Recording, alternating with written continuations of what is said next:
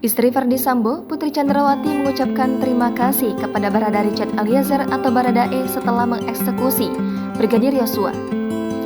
Hal itu terungkap dalam persidangan Ferdy Sambo di Pengadilan Negeri Jakarta Selatan pada Senin 17 Oktober 2022. Dalam sidang itu, Ferdy Sambo dihadirkan secara langsung ke dalam persidangan. Jaksa mengucapkan bahwa pernyataan terima kasih itu pun diucapkan Putri kepada dua terdakwa lainnya yang turut membantu. Mereka adalah Bribka Riki Rizal dan Kuat Ma'ruf. Tak hanya itu, Putri dan Ferdy Sambo pun memberikan hadiah sebagai imbalan telah membantu untuk mengeksekusi Brigadir J. Sambo memberikan amplop putih berisikan mata uang asing.